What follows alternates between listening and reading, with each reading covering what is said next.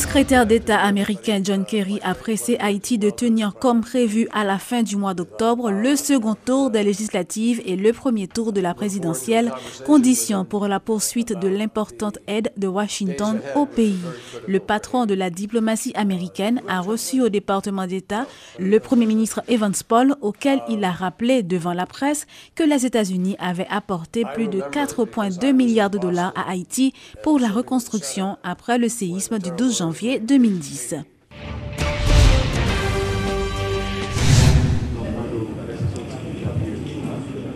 Tenue ce vendredi d'une séance de travail entre le Conseil électoral provisoire et des représentants de partis politiques.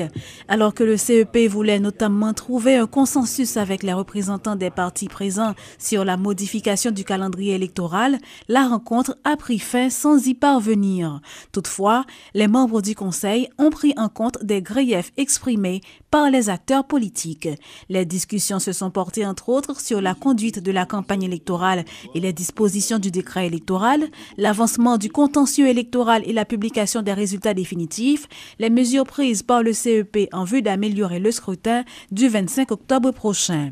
Lors de la présentation de l'agenda de la rencontre, le président du CEP, Pierre-Louis Oppon, a tenté d'expliquer aux partis politiques les raisons du retard pris dans la publication des résultats définitifs du premier tour des législatives.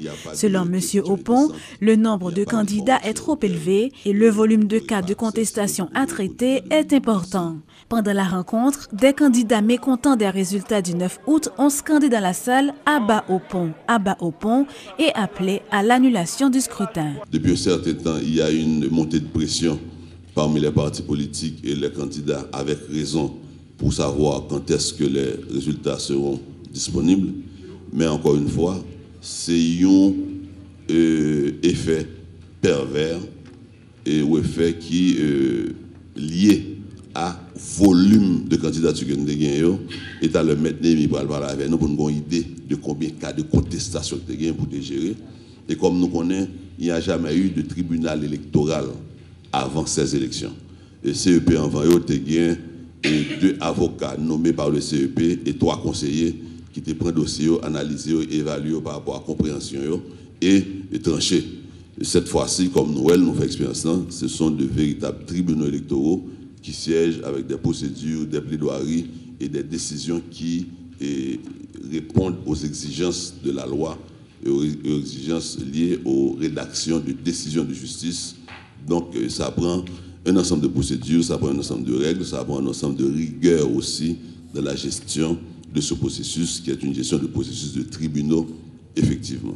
Notons que des partis et plateformes politiques dont AAA, OPL, La Paix, Canaan ont répondu présents à l'invitation au dialogue du Conseil électoral provisoire qui n'a débouché sur aucune véritable entente. Position nous claire, nous combattons en institution, nous-mêmes nous pas dans la rue, nous essayons de porter correction. Nous respectons les gens qui sont dehors, mais il y a de l'hypocrisie. Parce que si il y a des candidats à la présidence qui battent l'élection, il y a écrit CEP, même vérité, parce que vérité écrit CEP, vérité pas écrit CEP, vérité font non.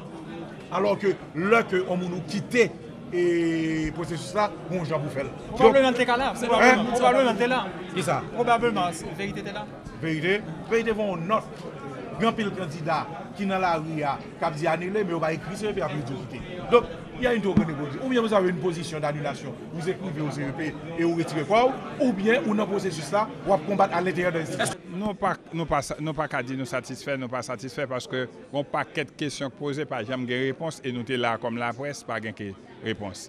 Est-ce que réponse là va venir après? Nous pas connaît. Est-ce que comme je dis après il y a l'autre rencontre encore, est-ce que vous tenez compte de questions ça que tu posées à vous pas porter réponse ça dans l'autre réunion pour nous? Nous pas connaît. Bon, c'est question mandat. C'est question mon PHTK qui fait des ordres.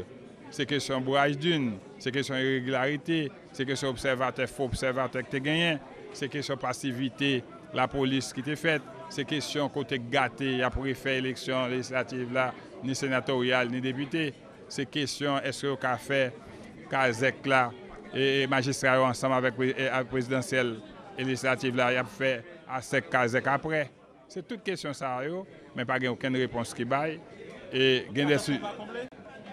Bon, mon cher Mkabdo, attends, nous pas comblé. Peut-être être capable dans deuxième réunion, on attend, inviter nous encore. Il n'y a pas dit qui date, mais il dit avant 15 octobre. Avant 15 octobre, on attend, parce que moi, après 10 ans encore. On va qui dit, lorsqu'un bœuf ou non garder, c'est doucement arrêté pour garder à pas tuer le pauvre.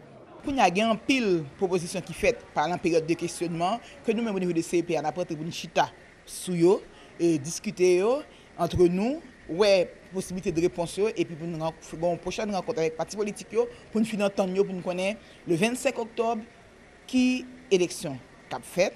Nous connaissons le présidentiel là, oui, et les sénatoriales, reprise, deuxième tour.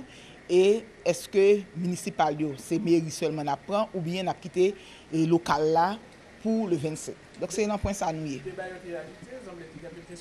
Bon, il y a des gens qui ont profité pour la frustration.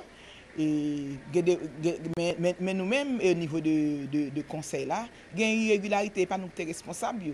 Donc chaque acteur a une part de responsabilité dans ce qui est fait là. Donc c'est nous tout ensemble qui vous dit comment on a corrigé. Et c'est pédagogie, c'est ça qu'on s'est la vie fait là. Que nous-mêmes, ça nous pour nous faire qui dépend de nous. On travaille sur une beauté amélioration. Mais les acteurs, les autres partis, parce que violence qui t'a fait jouer l'élection, c'est pas conseil l'acteur comme dit-elle. Donc ça veut dire faut tout le monde prendre conscience de qui est implication, qui niveau de participation dans ce qui est fait pour l'élection 9 août. Et qui correctionne nous tout ensemble n'a poté que dans temps nous pour nous poter là-dedans parce que c'est les pays c'est l'emmène nous lié, c'est nous-mêmes qui pour porter changement, c'est nous-mêmes qui pour amélioration.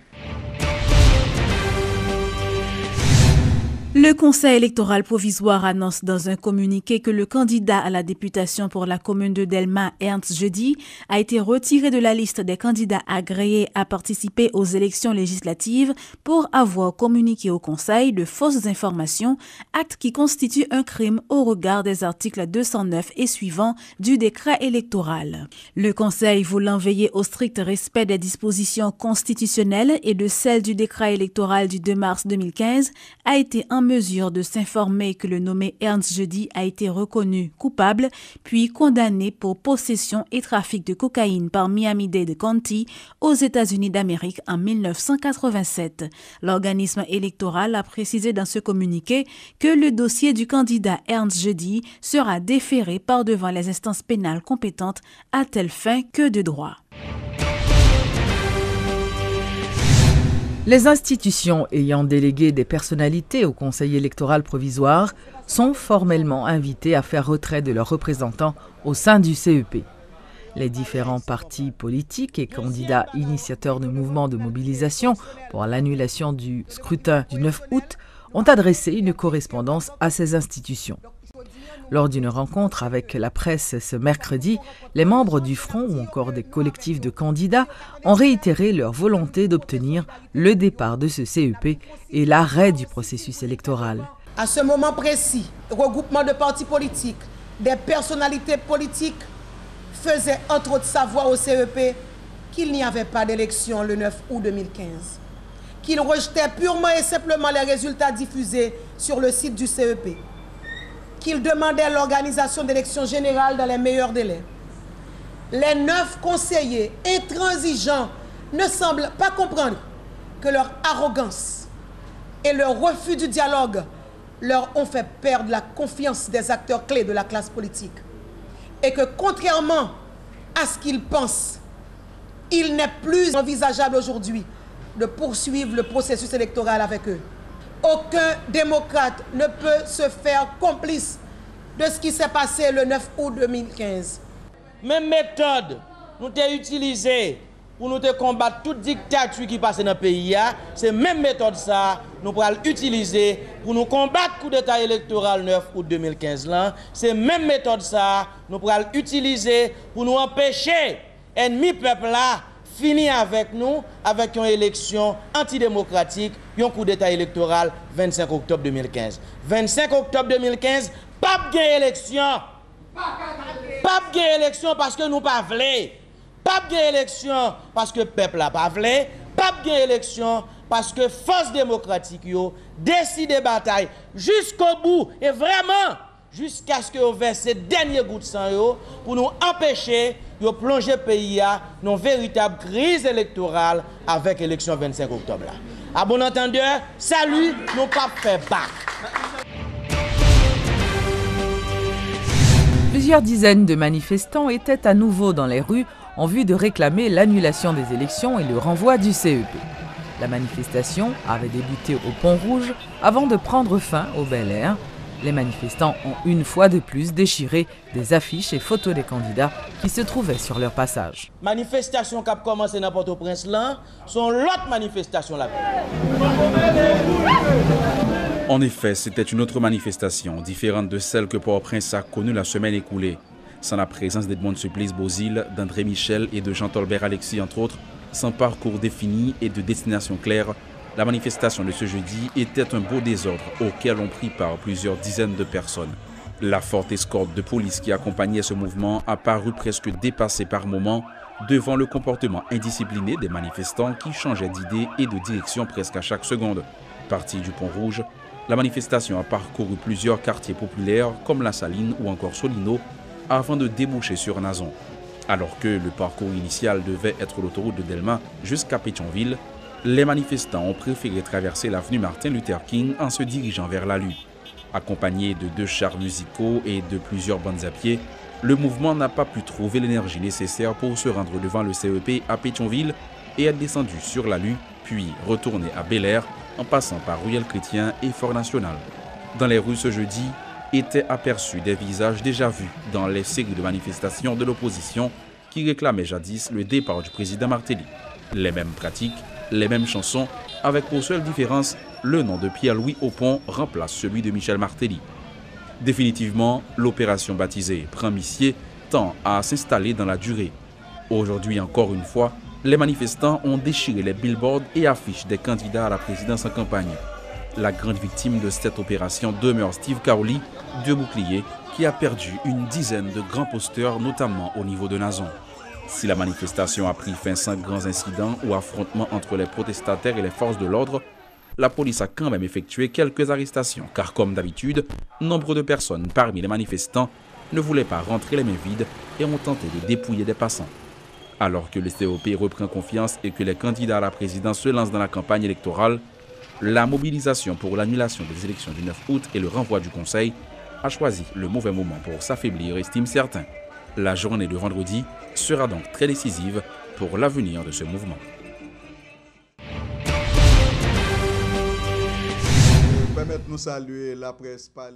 La liste des frustrés des élections du 9 août s'allonge chaque jour un peu plus. Un nouveau groupement ou collectif appelé Réseau national des candidats inscrits, RENACI, s'est mêlé de la partie ce lundi pour réclamer l'annulation du premier tour des législatives et le renvoi du CEP. Henri Naud Destinoble, président de RENACI, candidat dans le plateau central, préconise la mise en place d'un gouvernement de transition pour réaliser les prochaines élections. Candidat à la présidence qui a fait piquer devant eux, tant que candidat au PL là, tant que candidat Remé Haïti là, tant que candidat conviction qui a fait piquer devant, pendant que nous-mêmes, ces candidats, même structure ça, aux députés sénateurs qui dans la rue, qui étaient victimes de 9 août là, et mais il a marché au même, il dit 25 octobre tête droite. Nous disons que si VE a pas de bon, nous pas croire que c'est enterrement qui a bien passé. C'est ça que fait nous demander pour ressaisir nous, pour capable venir joindre nous sous béton pour nous capable défendre cause pays parce que nous dit pour renouveler le personnel politique là, mais c'est à travers des élections, c'est pas à travers des sélections, c'est pas à travers des coups d'état électoraux qui a fait en faveur de président Michel Martelly. Dans pile candidat au Sénat qui te pensé que par le fait que on en bonne position pour aller dans le deuxième tour, mais on te pensé que tu as une chance. Mais là, on fait le calcul là, nous voyons Gouaï Bobo pour un pile candidat au Sénat qui est en deuxième tour, qu'on a qui vient joindre nous dans fond, qui vient joindre nous dans Renassi pour nous mener lutte là. Lutte là journée aujourd'hui, il pas l'autre bagaille. C'est annulation mascarade électorale là, c'est démission conseil électoral là avec arrestation puis elle répondre à gros injustice ça que vous fait peuple haïtien. C'est démission président Martelly pour le pouvoir et comme ça pour venir un gouvernement de transition, un gouvernement de transition qui a un mandat clair. 1, pour capable convoquer une assemblée constituante, pour capable venir une constitution. 2, pour nous capable gagner une renforcer capacité l'État. à travers institutions qui déjà existaient. Et troisième, gros responsabilité gouvernement transition ça gagné, c'est créer un bon climat pour capable organiser l'élection sans force côté, de manière à ce que le peuple haïtien capable de participer comme ça doit, sans violence, dans le cadre d'une élection pour renouveler le personnel politique là. L'expert indépendant des droits de l'homme, Gustavo Gallón, a mis un terme à sa 4e mission en Haïti. Avant de quitter le pays, M. Gallón a fait plusieurs propositions. Tout d'abord, il suggère au Conseil électoral provisoire de réintégrer le candidat de la plateforme Vérité, Jacky Lumarque, dans la course électorale si les arguments justifiant son retrait ne sont pas solides. D'un autre côté, Gustavo Gallón invite le CEP à ne pas ignorer la revendication de certains leaders politiques et à corriger les irrégularités enregistrées lors des élections du 9 août. Selon l'expert, les élections du 25 octobre sont possibles si le peuple haïtien se met aux côtés du CEP. Je crois qu'on est tous préoccupés parce que c'est un défi important. Mais en même temps, il faut, comme je l'ai dit, reconnaître l'importance des élections qui ont eu lieu et puis reconnaître aussi les difficultés qu'on a connues et en tirer des leçons et corriger ces irrégularités qui se sont présentées pour assurer d'avoir des meilleures élections au mois d'octobre et au mois de décembre. Je crois qu'avec l'aide, avec la participation de la société à ces buts, on pourra s'en tirer.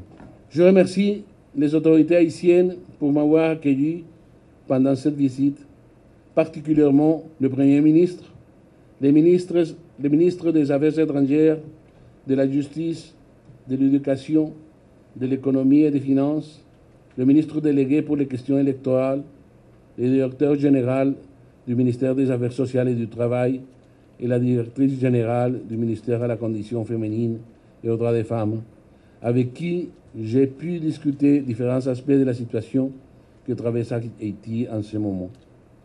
Je tiens aussi à remercier 4 membres du Conseil électoral provisoire, aussi bien que la protectrice de l'Office de protection des citoyens, le maire de la municipalité d'Anse-à-Pitre et les autorités du centre de détention ad hoc de Petit-Goâve que j'ai eu l'occasion de rencontrer.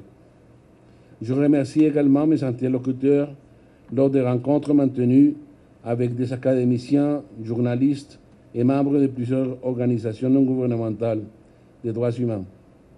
Grâce à l'organisation d'États américains, j'ai pu rencontrer aussi le corps diplomatique et je remercie les ambassadeurs et diplomates de plusieurs pays avec qui j'ai pu échanger des informations.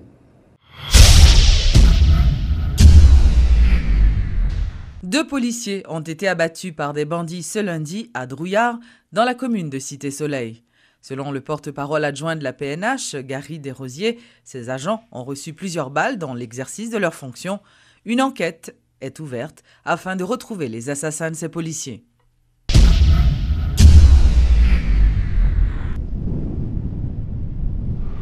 Depuis plusieurs jours, la commune de l'Arcahaie est devenue le théâtre d'une série de mouvements de protestation déclenchés par les riverains. Le mouvement de protestation, qui a pris des allures violentes, vise à forcer les autorités à revenir sur leur décision de créer de nouvelles circonscriptions électorales, dont une nouvelle commune appelée les Arcadins. Nous sommes sur la route de l'Arcahaie, au niveau de la localité La Pointe.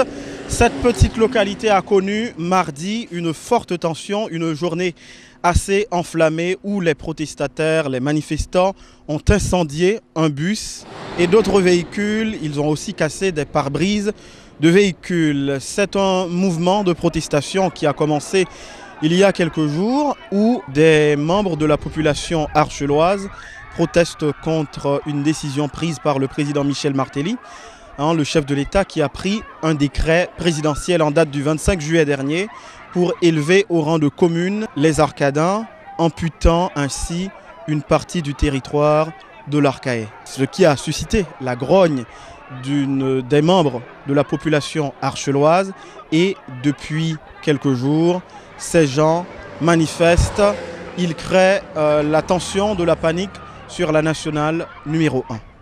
Après une première manifestation que nous avons fait vendredi, le gouvernement pas attendait. Nous faisons une deuxième manifestation. Première manifestation est un avertissement. Deuxième manifestation, côté nous réunit plus que 20 000 personnes. Il pas attendait toujours, il dit Mounaka c'est bon, on manger, c'est sport que fait. Nous dit, nous pas quitter ça comme ça, il faut nous passer à l'autre vitesse.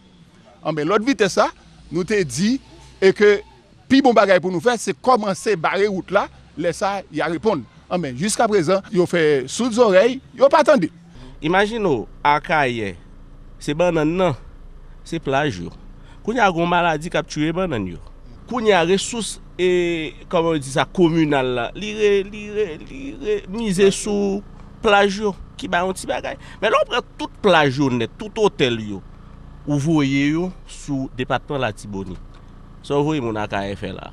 Un seul bagay, si Mateli va comme ça, moi-même, en tant qu'un citoyen Akaye, voyez dire ça. Depuis mon oué trop, pas y tomber dans le jeu. Dans tout président qui passe dans le pays, il faut pas y tomber dans le jeu Mateli, parce que Mateli oué trop.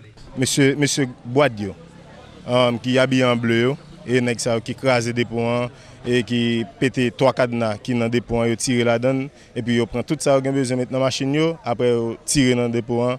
Yo brûle li en son entier, ça veut dire ni machine moi ni dépôt moi tout brûlé là. Bonjour lundi, pendant me lever comme ça, quand y a me fin faire manger, on cuit 3 mami dire, là me garder mon groupe bleu paraît sous moi. Yo dit me vendre yo 16 manger, yo réglé.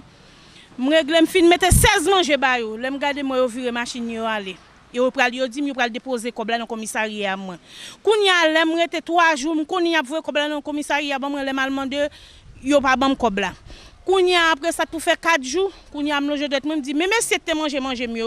Même côté a entrer sous moi la caille, moi de monter porte, même courir entrer dans caille là. Yo bat moi, yo lever me frapper matin.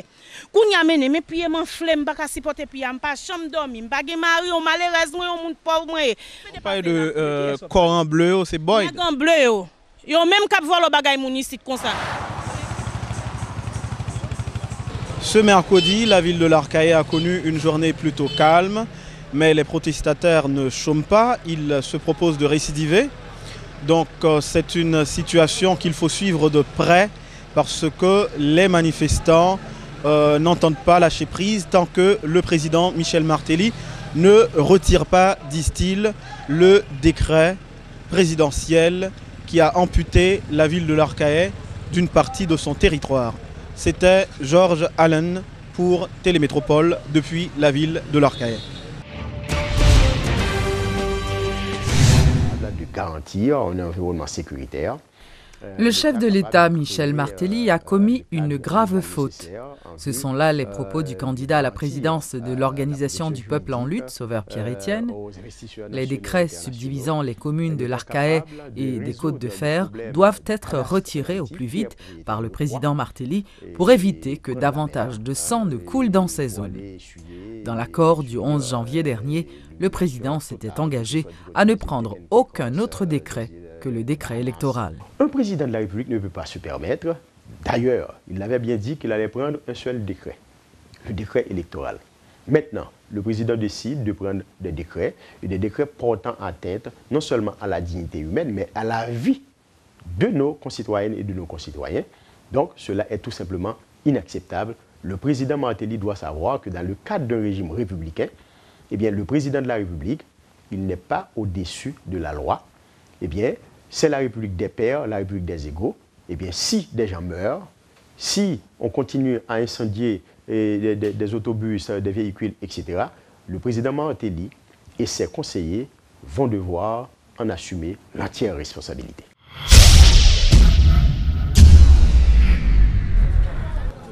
Président et directeur général du Centre parlementaire canadien, Jean-Paul Ruskowski, a été reçu ce mercredi par le président du Sénat, Andris Richer.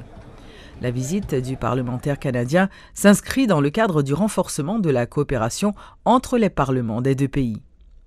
Jean-Paul Ruskowski, qui s'est montré très satisfait de la rencontre avec son homologue haïtien, promet de travailler afin de développer d'autres partenariats avec les parlementaires. Très bientôt, nous allons avoir notre Parlement sera à nouveau sur pied. Donc, quel type de coopération, de relations que nous pouvons entretenir entre les deux parlements. le Parlement du Canada et le Parlement haïtien.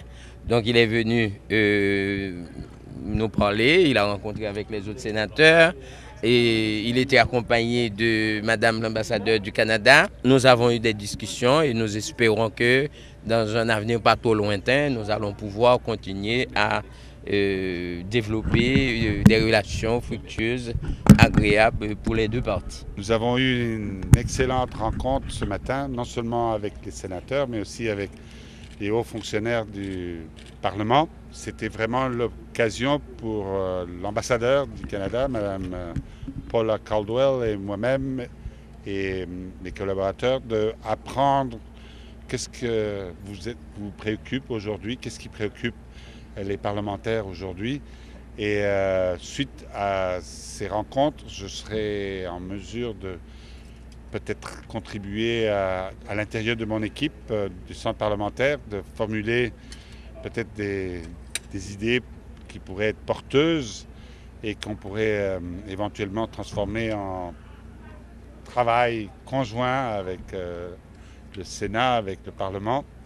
Alors je vous remercie beaucoup de votre attention et j'apprécie beaucoup l'hospitalité à laquelle vous, les Haïtiens, vous êtes déjà connus mondialement en étant très chaleureux et très respectueux.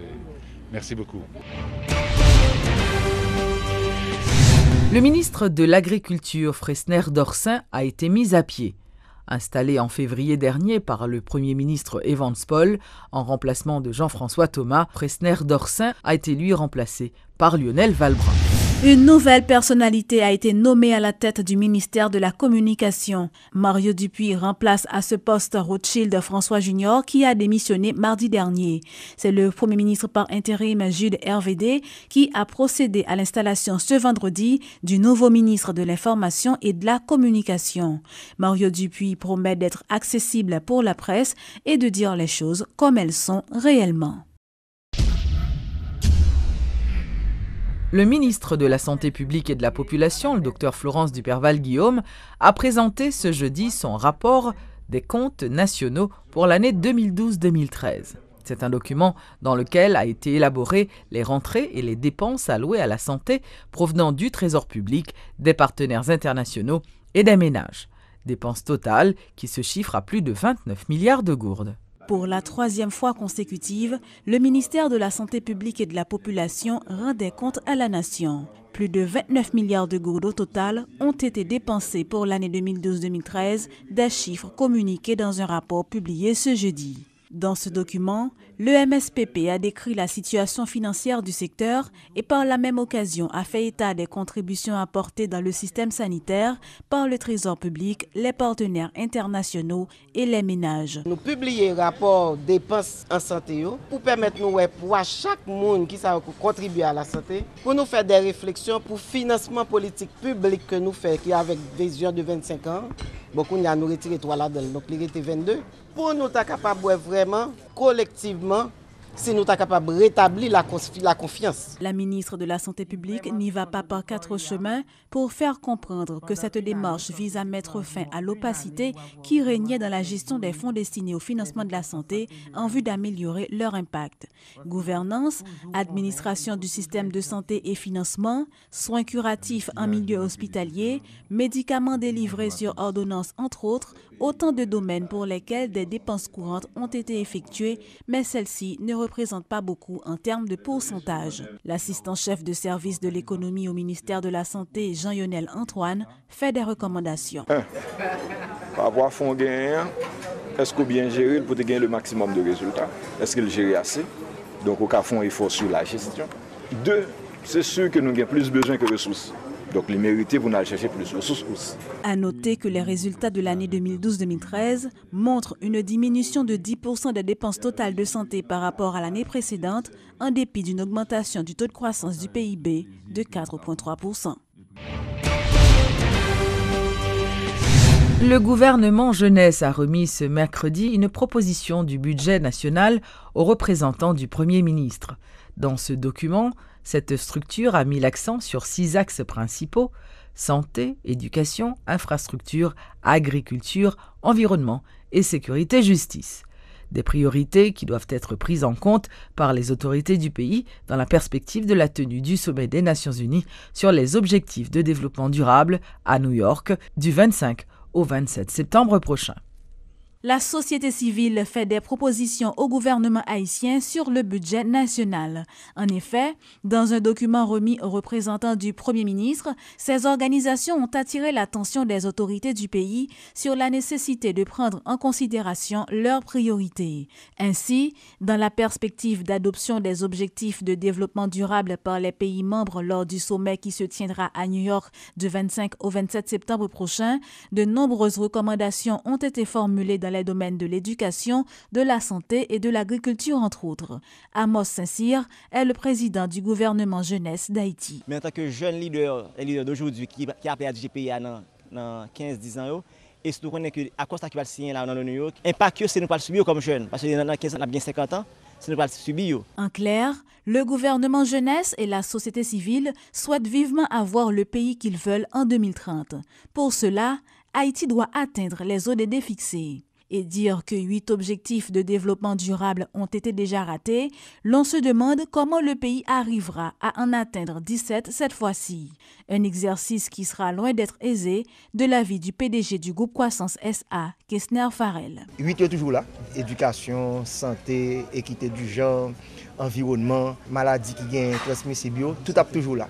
Mais ajouter qu'on y a surtout changement climatique qui a fait sérieusement parce que nous connaissons en décembre une grosse réunion qui a fait 2015 sont année essentielle liée pour la planète parce qu'il a fait ODD, on a fait mois ça et il a fait changement climatique là en fin d'année à Paris en France. Pour la industrialisation également, pour la technologie, information et communication.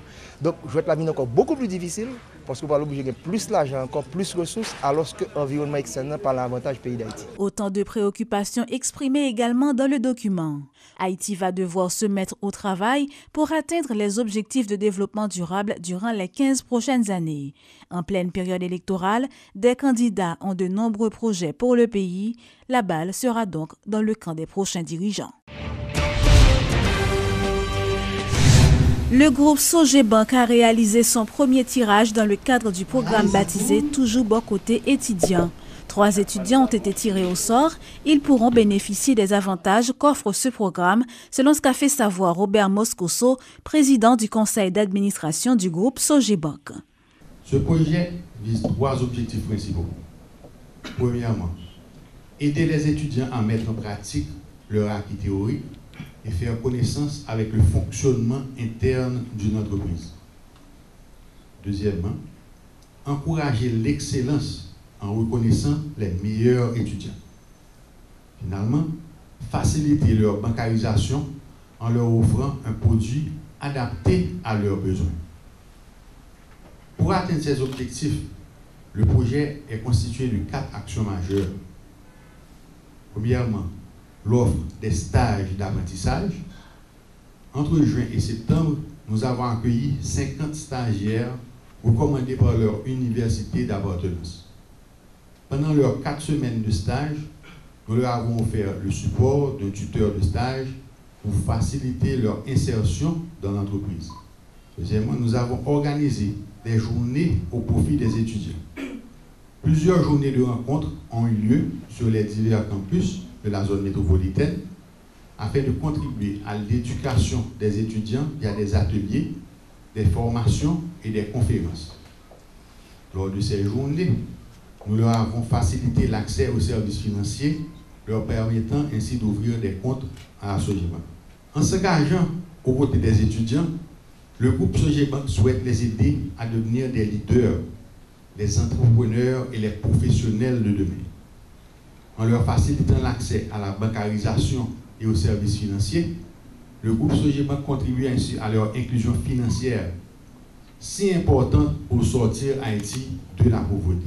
Avec le projet Toujours bon côté étudiant, le groupe Sogebank montre une fois de plus son implication et sa responsabilité sociale pour le mieux-être des étudiants et de notre pays en général.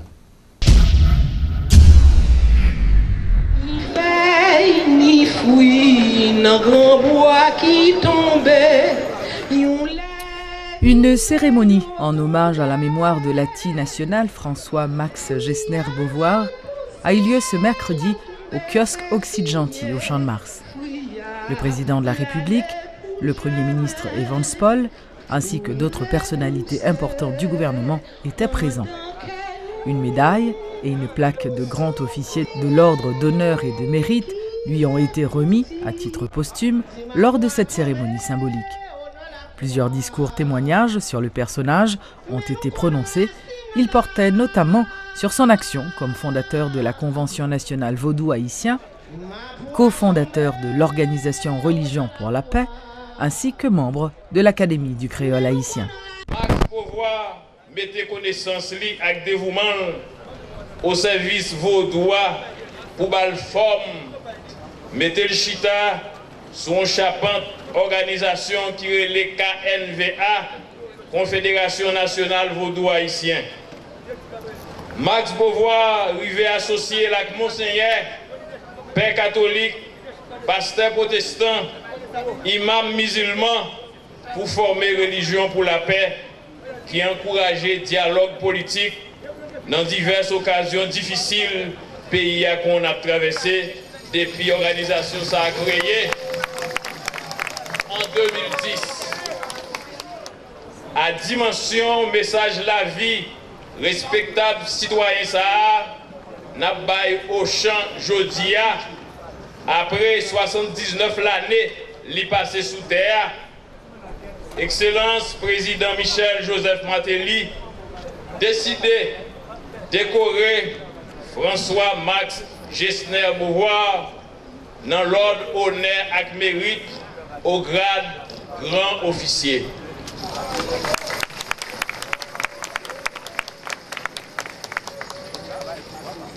Pour tout ça, l'équité comme message engagement, dans humilité pour nous vivre ensemble, dans non chef l'État, Excellence Michel Joseph Martelly, Madame ni honorable Première Dame Sophia Martelly, gouvernement, avec non pas comme Premier ministre, m'a dit toute famille Beauvoir, condoléances, parmi eux, petite fille Rachel Beauvoir, avec Marie-Lie Didier Dominique.